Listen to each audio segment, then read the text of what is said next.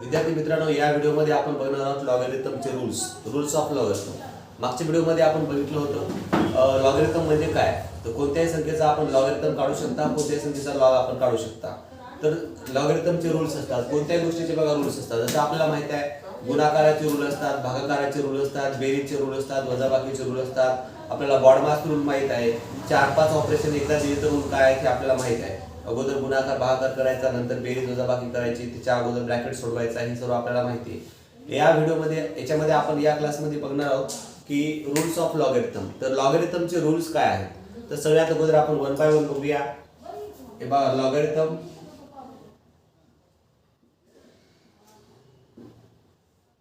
याच्यामध्ये स्टार्टिंगला आपण फर्स्ट रूल बघूया.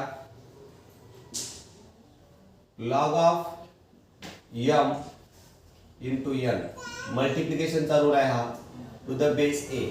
हे बघा लॉग ऑफ m गुणिले n कोणत्याही दोन संख्या जर आल्या लॉग मध्ये आणि त्याचा बेस a म्हणजे कोणताही बेस असू द्या, any base is equals to काय करायचं, लॉग ऑफ फर्स्ट नंबर कोणता असेल आपला m, तर लॉग ऑफ m घ्यायचं, a बेस a घ्यायचा, बेस a फिक्स ठेवायचा, प्लस घ्यायचं, मल्टिप्लिकेशन असेल तर प्लस घ्यायचं, log of b log of second number two the base a.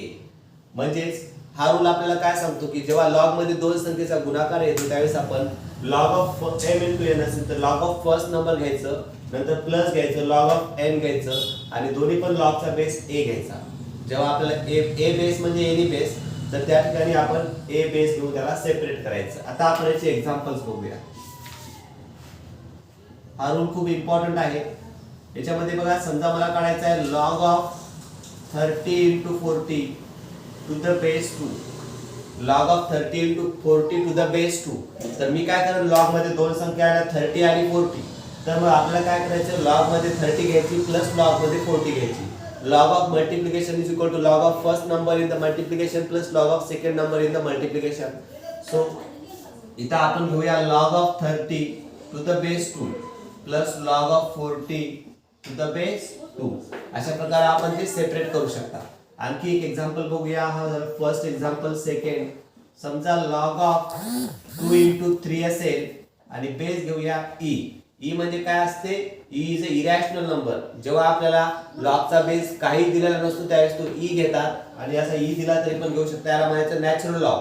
जेव्हा बेस e देतात त्यावेळेस आपण त्याला म्हणायचं नॅचरल लॉग आणि e आणि 10 जर दिला तर त्याला आपण म्हणायचं कॉमन लॉग. आणि हा आहे नॅचरल लॉग. कोणताही लॉग असू द्या, प्रॉपर्टी तेच आहे, रूल तोच आहे. लॉग ऑफ, चला लॉग मध्ये दोन संख्येचा गुणाकारला 2 इंटू 3, अगोदर 2 घ्यायचं फक्त, log of 2 to the base e plus log of 3 to the base e. तर या दोन्हीची किंमत सारखी असते. तुम्ही कॅल्क्युलेटर मध्ये करून बघू शकता.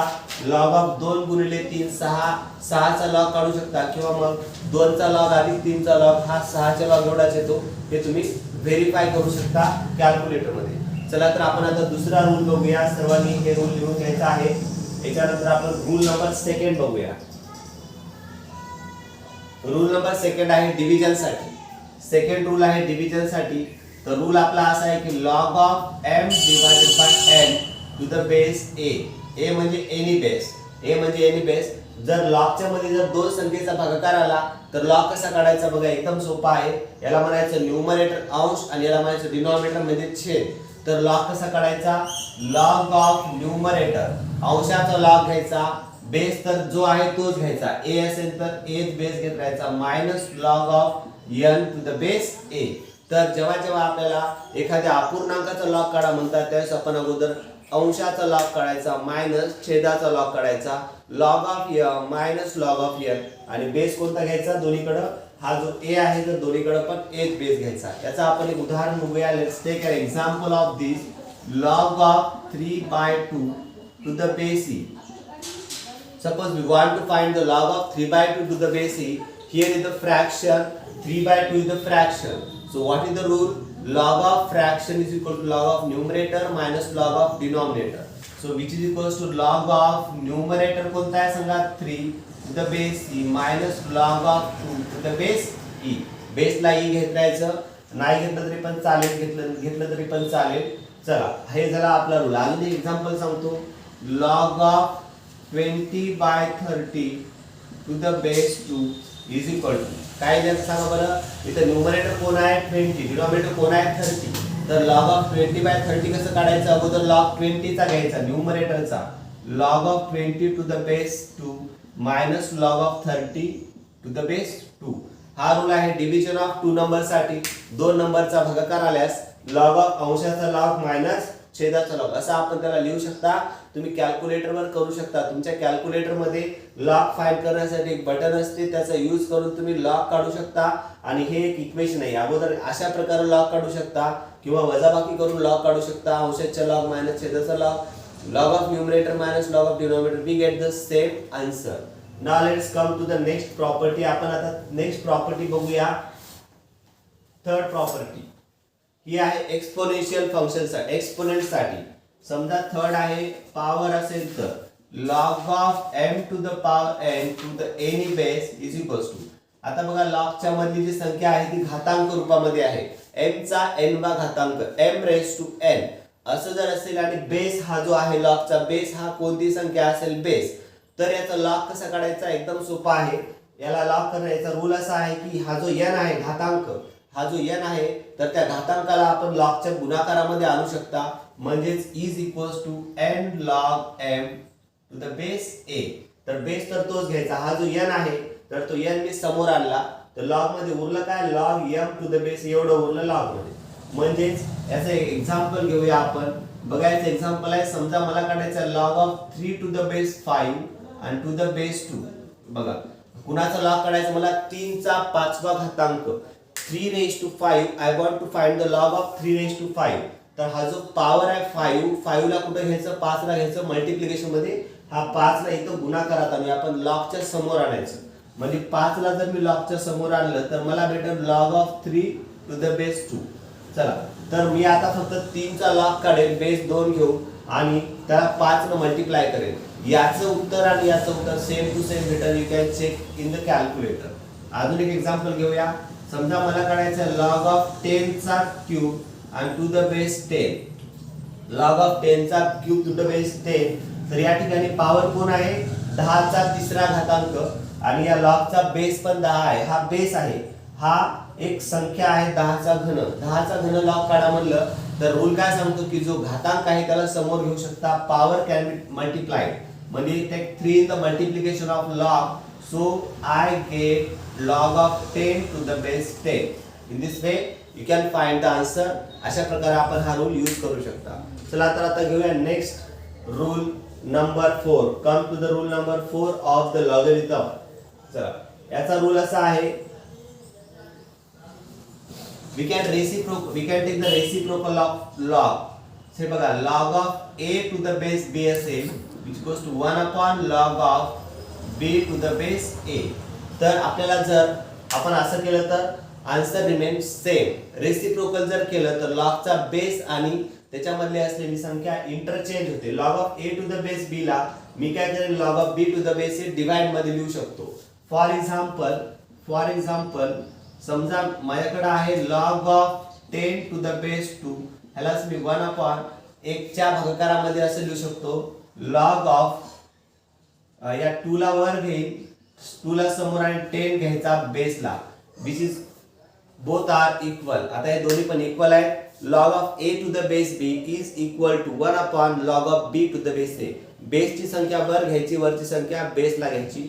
we get the same answer. ही सुद्धा एक log ची प्रॉपर्टी आहे. जर तुम्हाला असं दिलं log of 5 to the base 3 तर त्याला कसं लिहू शकता आपण 5 ला खाली घ्यायचं, 3 ला वर घ्यायचं, तर छेदात आलं तर 1 भागिले घ्यायचं log of 3 to the base 5.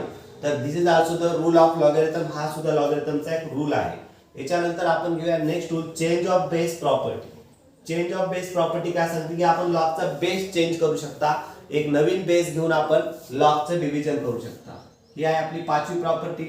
log of a to the base b असं असेल बघा लॉगच्या मधली संख्या आहे आणि लॉगची बेसची संख्या b आहे. तर याला मी असं लिहू शकतो log of a upon log of b. दोन्ही संख्येला समोर लिहायचं, वरच्या समोरच्या संख्येला वर घ्यायचं आणि बेसच्या संख्येला आपण वरच लिहायचं. आणि आपण मनानं नवीन एखादा बेस घेऊ शकता. कॉमन कोणताही घ्या. मी बेस घेतो इथं इथं सी आणि या ठिकाणी काय घेऊ शकतो, सी हा नवीन बेस घेऊ शकतो. नवीन बेस घेऊन आपण दोन्हीचा लॉग काढू शकतो. हा आपल्या मनाने घेऊ शकता कोणताही बेस. फॉर एक्झाम्पल समजा मी असं केलं log of 5 to the base 7.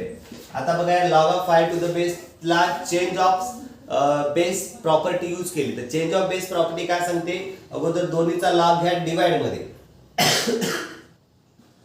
अगोदर मी घेईन लॉग ऑफ 5 त्याच्यामध्ये घेईन लॉग ऑफ 7, दोन्हीचा लॉग घेतला आणि आता बेसला काय घ्यायचं, एखादी नवीन संख्या घ्या बेसला कोणती पण. अगोदर याला दोन्हीचा लॉग डिवाइड मध्ये घेतला लॉग ऑफ 5 आणि लॉग ऑफ 7. 7 बेसला होता तरी पण समोर घ्यायचा खाली आणि नवीन एखादा बेस घेऊया 2. तर अशा प्रकारे आपण याला चेंज ऑफ बेस करू शकता. अजून एक एक्झाम्पल सांगतो. हे झालं पहिलं example. Let's take another example. Log of 10 to the base 3 is equals to, अगोदर मी लॉग ऑफ 10 डिवाइड मध्ये घेईल लॉग ऑफ 3 आणि एखादा नवीन बेस आपण या ठिकाणी घेऊ शकता. बेस घेऊ शकता 7. We get the same answer. अशा प्रकारे आपण चेंज ऑफ बेस ची प्रॉपर्टी सुद्धा यूज करू शकता. अशा आपल्याला एक्झाम्पल सोडवताना असं आपल्याला करावं लागते चेंज ऑफ बेस. आणि डिवाइड मध्ये असेल तर आपण त्याला मल्टिप्लाय मध्ये वर सुद्धा आणू शकता. बेस चेंज इंटरचेंज करू. आता आपण घेऊया नेक्स्ट प्रॉपर्टी आहे लॉगची 6वी प्रॉपर्टी आहे.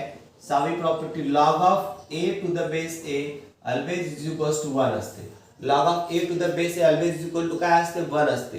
याचा अर्थ लॉगच्या मधली संख्या आणि बेसची संख्या जर समान असेल तर त्या लॉग त्याची व्हॅल्यू घ्यायची 1.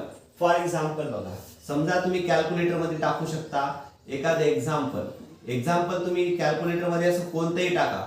लॉग ऑफ 5 आणि बेस पण 5 घ्या. कॅल्क्युलेटर मध्ये लॉग काढायचा, बेस तुम्ही 5 घ्या आणि लॉग 5 चा, तर ते असते 1. दुसरं एक्झाम्पल घ्या log of 10 to the base 10. हे सुद्धा याची व्हॅल्यू सुद्धा 1 असते. तिसरं एक्झाम्पल, याचं कारण असं आहे की आपल्याला माहिती आहे कोणत्याही संख्येचा घातांक 30 संख्या असते. कोणत्याही संख्येचा पहिला घातांक 3 संख्या असते आणि आपण लॉग म्हणजे काय घेता, घातांक घेता. बघा हे दोन्ही सारखे आहेत. ए आणि ए सारखं असेल तर त्याचा लॉग काय असते, 1 असते. मीन्स लॉग ऑफ तुम्ही कोणते घ्या, log of 5 to the base, log of 3 to the base 3 is equals to 1. अजून एक्झाम्पल घेऊया log of 4 to the base 4 always is equal to 1. तर ही सुद्धा प्रॉपर्टी खूप इम्पॉर्टंट आहे. Always it is useful for your further chapter. It's very important property. ही झाली log of ची 6th प्रॉपर्टी. अजून एक आपण प्रॉपर्टी बघूया लॉगची. Log of 1. See the log of 1 is always 0. Log of 1 any base always 0. तुम्ही कॅल्क्युलेटर मध्ये टाकू शकता. 1 चा लॉग बेस 3 घ्या 0 भेटल. 1 चा लॉग घ्या बेस 4 घ्या विल गेट 0.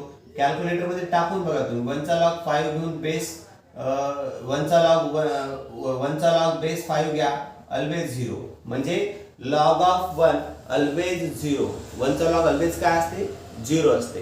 चला या प्रकारे आपण लॉगच्या सर्व प्रॉपर्टी बघितलेल्या आहेत. तर तुम्हाला लॉग तर चांगल्या प्रकारे माहितीच आहे. लॉगरिथमचा यूज काय आहे, it is useful to find the complicated calculations. Complicated calculations find करण्यासाठी आपण या ठिकाणी लॉगचा यूज करू शकता. Okay, thank you.